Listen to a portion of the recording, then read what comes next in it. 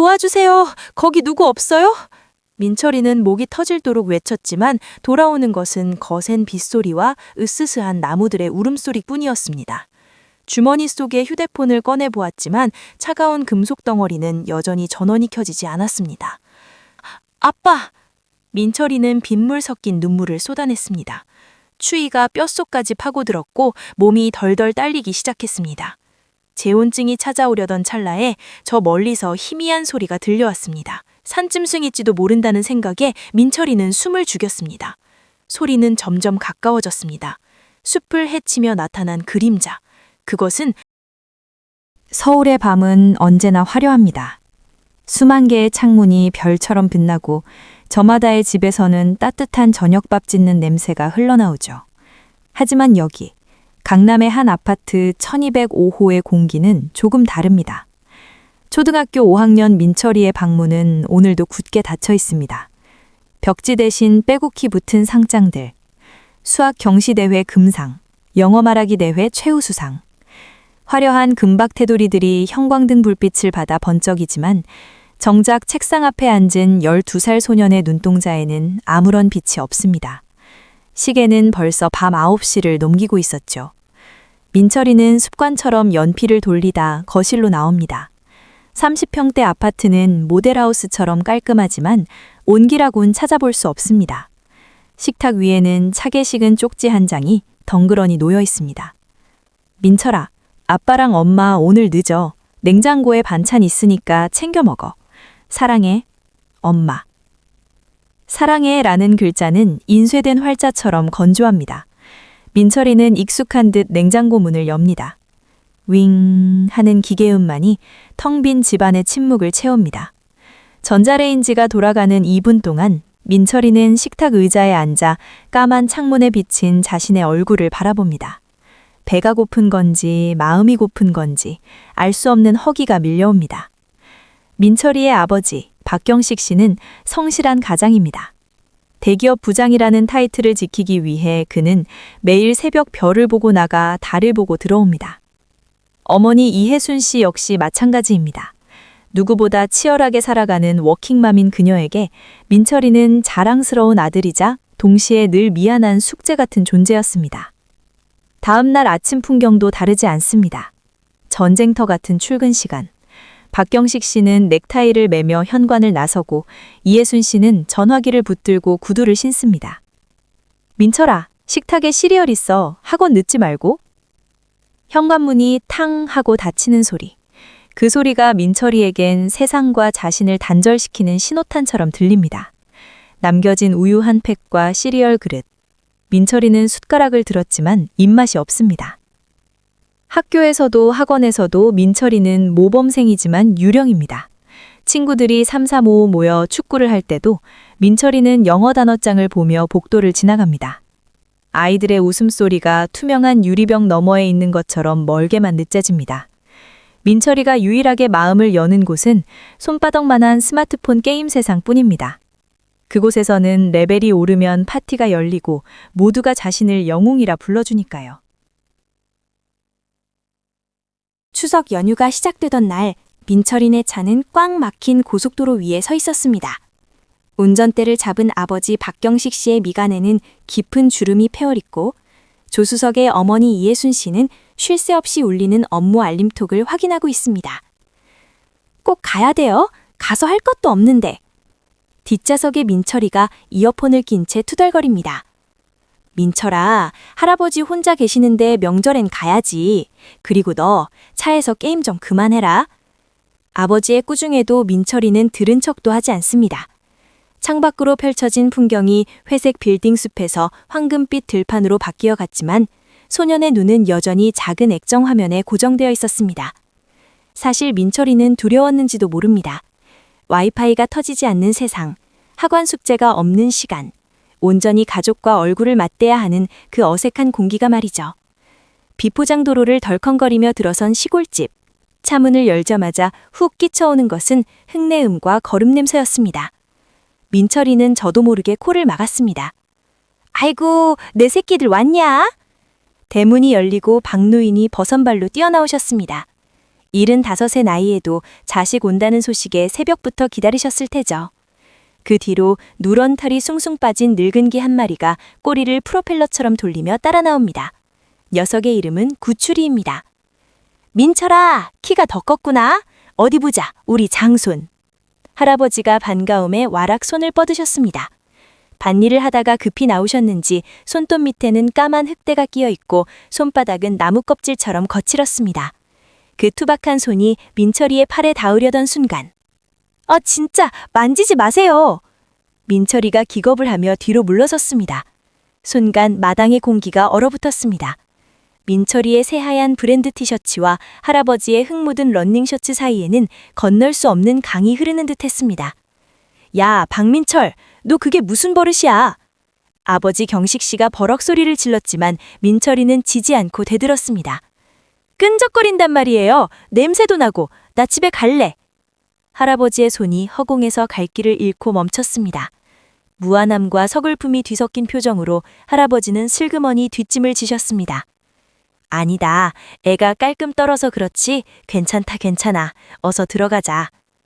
할아버지는 짐짓 아무렇지 않은 척 웃으셨지만 그 웃음 뒤에는 깊은 그림자가 드리워져 있었습니다. 민철이는 휑하니 방으로 들어가 버렸고 마당에는 꼬리를 흔들던 구추리만이 머쓱하게 앉아 킁킁거릴 뿐이었습니다. 짐을 풀기가 무섭게 사건은 터졌습니다. 어머니 이예순 씨의 전화기가 요란하게 울린 것입니다. 회사였습니다. 긴급 회의가 잡혔으니 당장 올라오라는 호출. 부부의 얼굴이 사색이 되었습니다. 아버지, 정말 죄송해요. 회사에 큰일이 생겨서. 지금? 밥이라도 먹고 가지. 죄송해요. 저 민철이는 여기 놔두고 갈게요. 모레 다시 게리러 올게요. 청천벽력 같은 소리였습니다. 방에서 게임을 하던 민철이가 뛰쳐나왔습니다. 뭐라고? 엄마 아빠만 간다고? 나만 여기 두고? 민철아, 딱 이틀만 있어. 할아버지랑 놀고 있어. 싫어. 나도 갈 거야. 나 혼자 어떻게 있어. 민철이는 울며 불며 매달렸지만 어른들의 사정은 냉정했습니다. 부모님은 서둘러 차에 올렸습니다. 멀어지는 자동차 꽁무니를 보며 민철이는 바닥에 주저앉아 흙먼지를 뒤집었었습니다. 또다시 혼자였습니다. 서울의 텅 빈 아파트 거실처럼 이 넓은 시골 마당에 덩그러니 남겨진 것입니다. 나한테 관심도 없으면서 맨날 자기들만 바빠. 민철이는 애꿎은 돌멩이를 발로 찼습니다. 그때였습니다. 멍? 갯집 앞에 묶여있던 구추리가 민철이를 보며 짖었습니다. 마치 울지 마라고 위로하는 듯한 눈빛이었죠. 하지만 잔뜩 독이 오른 민철이의 눈에 그 모습이 고울리 없었습니다. 저리 가! 너도 냄새나! 똥개 주제! 민철이는 신고 있던 슬리퍼를 벗어 구추리 쪽으로 집어 던졌습니다. 푹 소리와 함께 신발이 구추리의 옆구리에 맞았지만 녀석은 낑 소리 한번 내지 않고 그저 꼬리만 살랑였습니다. 저녁 밥상머리에서도 전쟁은 계속되었습니다. 할아버지가 내오신 밥상은 정성이 가득했습니다. 민철이가 온다고 읍내까지 나가 사오신 삼겹살, 직접 기른 상추, 그리고 꿀을 발라 재운 곶감까지. 민철아, 이거 먹어봐라. 할애비가 농약 안 치고 키운 거다. 안 먹어요. 더러워요. 민철이는 젓가락도 들지 않았습니다. 네 좋아하는 고기다. 식기성해. 안 먹는다고요. 할아버지 손 씻었어요? 아까 흙 만졌잖아요. 결국 사단이 났습니다. 민철이는 밥상을 박차고 일어나 방으로 들어가 문을 걸어 잠갔습니다.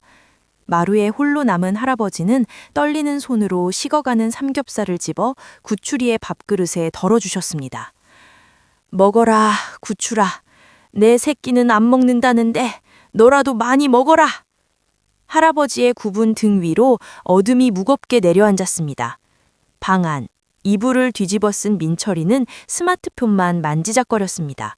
배터리는 15%밖에 남지 않았고 충전기도 가져오지 않았다는 사실을 깨달았을 때 민철이는 비로소 참았던 눈물을 터뜨렸습니다.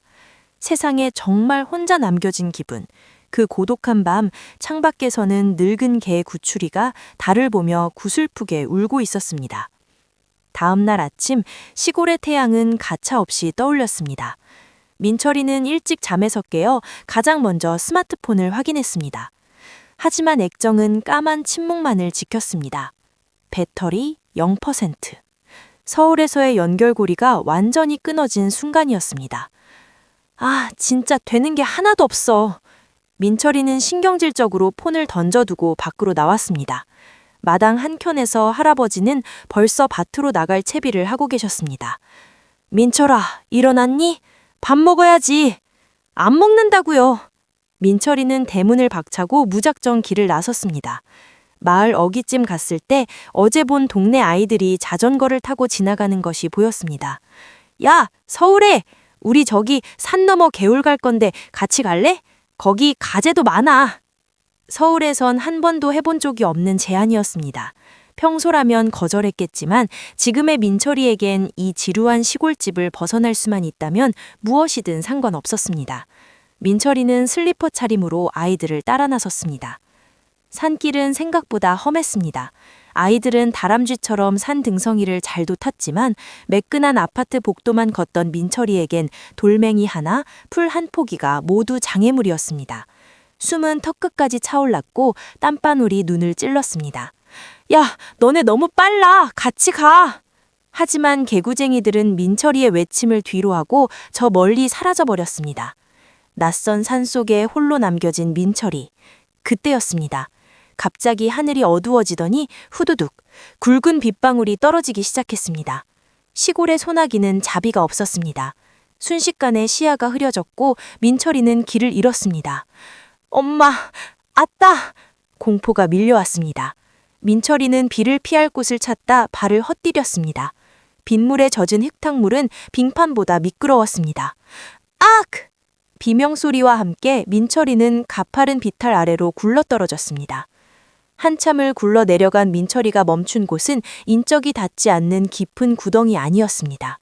다행히 큰 부상은 없었지만 오른쪽 발목이 심하게 접질려 꼼짝도 할 수 없었습니다.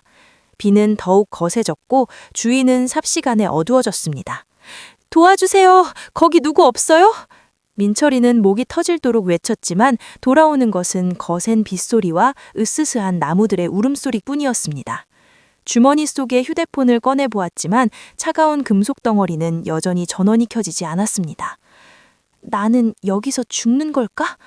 12살 소년의 머릿속에 수만 가지 생각이 스쳐 지나갔습니다. 맨날 늦게 들어오던 바빠 박경식 씨의 무뚝뚝한 얼굴, 바쁘다는 핑계로 냉장고에 쪽지만 남기던 엄마 이혜순 씨의 목소리, 그리고 어제 자신이 모질게 대했던 할아버지의 슬픈 뒷모습까지. 할아버지, 죄송해요. 엄마, 아빠. 민철이는 빗물 섞인 눈물을 쏟아냈습니다. 추위가 뼛속까지 파고들었고 몸이 덜덜 딸리기 시작했습니다. 재혼증이 찾아오려던 찰나에 저 멀리서 희미한 소리가 들려왔습니다. 멍! 멍멍! 짐승의 울음소리였습니다. 산짐승일지도 모른다는 생각에 민철이는 숨을 죽였습니다. 소리는 점점 가까워졌습니다. 숲을 헤치며 나타난 그림자. 그것은 늑대도 멧돼지도 아니었습니다. 온몸이 진흙범벅이 된 채 헐떡이는 숨을 몰아쉬며 나타난 것은 바로 구출이었습니다. 할아버지 집 마당에 묶여있던 그 늙은 개의 구출이었습니다. 구출이는 민철이를 발견하자마자 구덩이 근처를 맴돌며 미친 듯이 지저대기 시작했습니다. 녀석의 목에는 끊어진 쇠사슬이 매달려 있었습니다. 손자가 없어졌다는 할아버지의 부름에 구출이가 쇠사슬을 끊고 산을 넘어온 것이었습니다. 헐떡이는 숨을 몰아쉬고 나타난 것은 바로 구출이었습니다. 할아버지 집 마당에서 묶여있던 그 늙은 개였습니다. 구출이는 민철이를 발견하자마자 구덩이 근처를 맴돌며 미친 듯이 지저대기 시작했습니다. 녀석의 목에는 끊어진 쇠사슬이 매달려 있었습니다. 손자가 없어졌다는 할아버지의 부름에 구출이가 쇠사슬을 끊고 산을 넘어온 것이었습니다. 구출아! 너 여기 어떻게 왔어? 구출아! 민철이는 구출이의 이름을 처음으로 제대로 불렀습니다. 구출이는 구덩이 바로 앞까지 내려와 민철이의 얼굴을 핥았습니다. 녀석의 혓바닥은 따뜻했습니다. 차갑게 식어가던 민철이의 심장이 다시 뛰기 시작했습니다. 구출이는 한참 동안 민철이 곁을 지키더니 무언가 결심한 듯 다시 산 위로 달려 올라갔습니다. 안 돼! 가지 마! 구출아! 나 여기 혼자 두지 마! 민철이는 절망하며 울부짖었지만 구출이는 뒤도 돌아보지 않고 사라졌습니다. 하지만 그것은 버리고 간 것이 아니었습니다. 녀석은 질깁이었습니다. 얼마 지나지 않아 산 너머에서 서치라이트 불빛과 함께 사람들의 목소리가 들려왔습니다. 민철아! 민철아!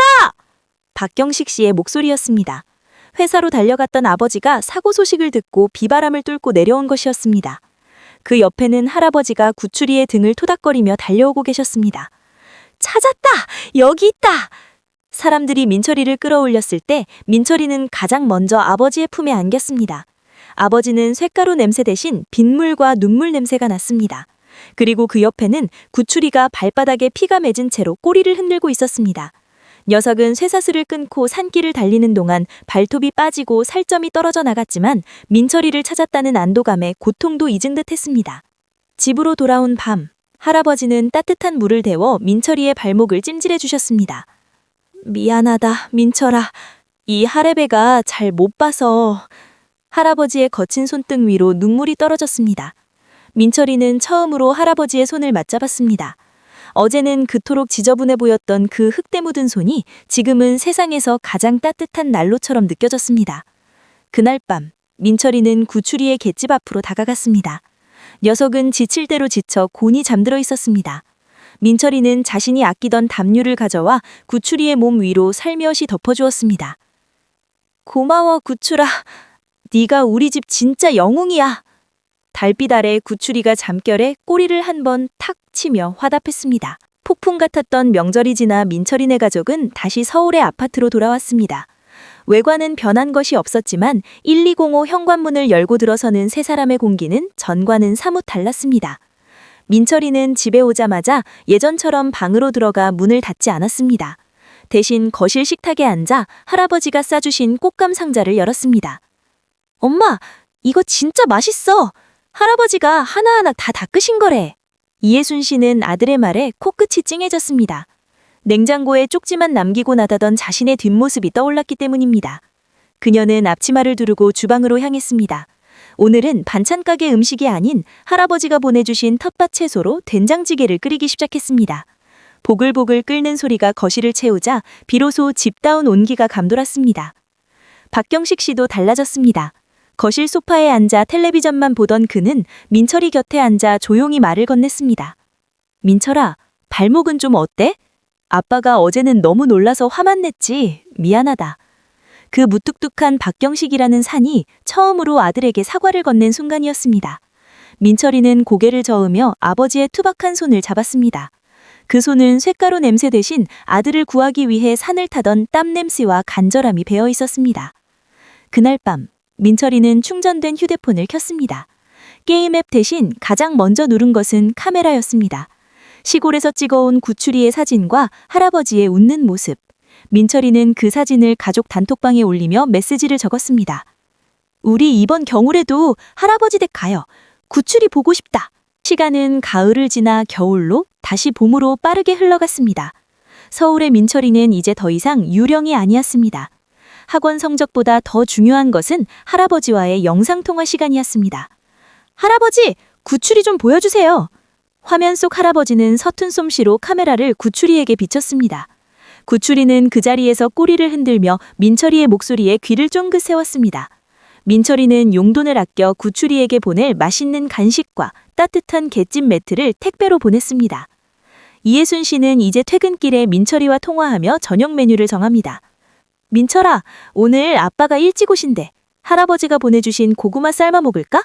이름처럼 맑은 바다 같은 어머니의 목소리가 집안에 울려 퍼집니다. 박경식 씨도 이제 회식보다는 가족 식사를 택하는 날이 많아졌습니다. 쇳덩이처럼 단단하기만 했던 가장의 어깨는 이제 가족들의 웃음소리로 조금씩 부드러워지고 있었습니다. 하지만 계절이 바뀌는 길목에서 시골로부터 한 통의 전화가 걸려왔습니다. 할아버지의 떨리는 목소리였습니다. 경식아, 구추리가 밥을 안 먹는다. 자꾸 잠만 자네. 그 소식을 듣는 순간 민철이의 가슴이 덜컥 내려앉았으니야. 늙은 영웅 구추리에게도 거스를 수 없는 시간의 파도가 덮쳐오고 있었던 것입니다. 민철이네 가족은 계획보다 일찍 여름 휴가를 시골로 떠났습니다. 1년 전 코를 막으며 싫어했던 그 시골길이 이번에는 너무나 길게만 느껴졌습니다. 마당에 도착하자마자 민철이는 구추리에게 달려갔습니다. 하지만 작년처럼 기운차게 달려나와 꼬리를 치던 구추리는 없었습니다. 녀석은 마루 밑 그늘에 누워 가쁜 숨을 몰아쉬고 있었습니다. 흐릿해진 눈동자 속에서 민철이를 알아본 구추리가 힘겹게 꼬리를 탁, 탁 2번 쳤습니다. 그것이 녀석이 할 수 있는 최선의 환영 인사였습니다. 구추라, 나 왔어. 민철이 왔어. 민철이는 구추리의 야윈 몸을 안아주었습니다. 털은 거칠어졌고 몸에선 노견 특유의 냄새가 났지만 민철이는 코를 막지 않았습니다. 오히려 그 냄새가 자신을 구해주었던 영웅의 향기처럼 느껴졌습니다. 박할아버지는 곁에서 눈시울을 붉히셨습니다. 요 녀석이 너희들 올 때까지 기다린 모양이다. 어제까지는 눈도 못 뜨더니만. 박경식 씨와 이혜순 씨도 구추리 곁에 앉았습니다. 박경식 씨는 말없이 구추리의 머리를 쓰다듬었고 이혜순 씨는 녀석의 야윈 다리를 주물러 주었습니다. 온 가족이 구추리의 마지막 곁을 지키고 있었습니다. 그날 밤 시골집 마당에는 유난히 별이 쏟아질 듯 많았습니다. 구추리는 민철이의 무릎에 머리를 기대고 평온한 표정을 지었습니다. 마치 모든 소임을 다했다는 듯 녀석의 숨소리가 조금씩 잦아들었습니다. 구추라, 고마웠어. 나 구해주러 와줘서 정말 고마웠어. 거기 가서는 아프지 말고 뛰어놀아, 응? 민철이의 눈물이 구추리의 털 위로 떨어졌습니다. 구추리는 마지막 힘을 내어 민철이의 손등을 한번 핥아주고는 이내 깊은 잠에 빠져들었습니다. 1년 전 쇠사슬을 끊고 산을 달렸던 그 용맹했던 심장이 멈추는 순간이었습니다. 할아버지는 구추리가 평소 좋아하던 뒷산 양지 바른 곳에 녀석을 묻어주었습니다. 박경식 씨는 삽을 들어 흙을 덮었고 이혜순 씨는 그 위에 예쁜 들꽃 한 다발을 놓았습니다. 민철이는 자신이 아끼던 게임기 가방에 달려있던 인형 고리를 묘비 곁에 두었습니다. 우리 집 영웅, 구추리, 여기 잠들다. 나무 막대기에 정성껏 쓴 묘비명이 달빛 아래 빛나고 있었습니다.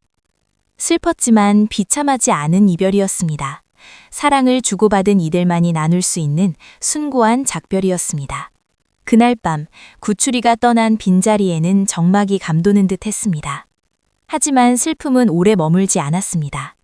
구추리가 작년에 자신의 새끼 강아지를 지키기 위해 민철이의 가방을 가져갔던 일을 기억하시나요? 그 꼬물거리던 새끼 강아지가 어느덧 훌쩍 자라 마당을 뛰어다니고 있었습니다. 구추리를 꼭 닮은 누런 털에 영리한 눈망울을 가진 녀석이었습니다. 할아버지는 그 강아지를 민철이에게 안겨주셨습니다. 민철아, 구추리가 너한테 남겨준 선물이다. 네가 서울 가서 잘 키워보련? 민철이는 강아지를 품에 꼭 안았습니다. 녀석의 심장 소리가 구추리의 그것처럼 힘차게 뛰고 있었습니다. 민철이는 강아지의 이름을 영웅이라고 지었습니다. 구추리의 정신을 이어받으라는 뜻이었죠. 박경식 씨와 이혜순 씨도 흔쾌히 허락했습니다. 예전 같으면 아파트에서 개를 어떻게 키워? 라고 화를 냈겠지만 이제 그들에게 반려동물은 귀찮은 존재가 아닌 가족의 온기를 이어주는 소중한 생명이라는 것을 알았기 때문입니다. 이제 서울을 1205호에는 더 이상 침묵이 흐르지 않습니다.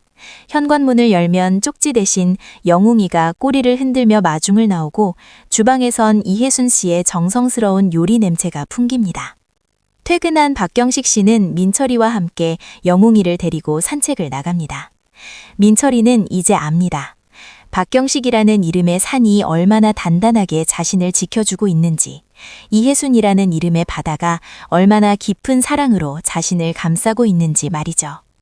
그리고 그 산과 바다 사이를 뛰어놀던 늙은 개 구추리가 가르쳐준 가장 소중한 가치, 그것은 바로 함께하는 시간의 소중함이었습니다. 30분이라는 짧은 기록 속에 담긴 이 이야기는 사실 우리 주변 모든 가족의 이야기일지도 모릅니다. 무뚝뚝한 아버지, 바쁜 어머니, 그리고 외로운 아이. 하지만 그 사이를 잇는 작은 사랑의 조각들이 모일 때 평범한 집은 비로소 세상에서 가장 따뜻한 안식처가 됩니다. 여러분의 집에는 어떤 영웅이 살고 있나요? 혹시 너무 가까이 있어서 그 이름을 잊고 살지는 않았나요? 오늘 밤 사랑하는 가족의 이름을 한번 불러보세요. 박경식, 이혜순, 그리고 민철이처럼 말이죠. 구추라, 고마워. 그리고 엄마, 아빠, 사랑해요.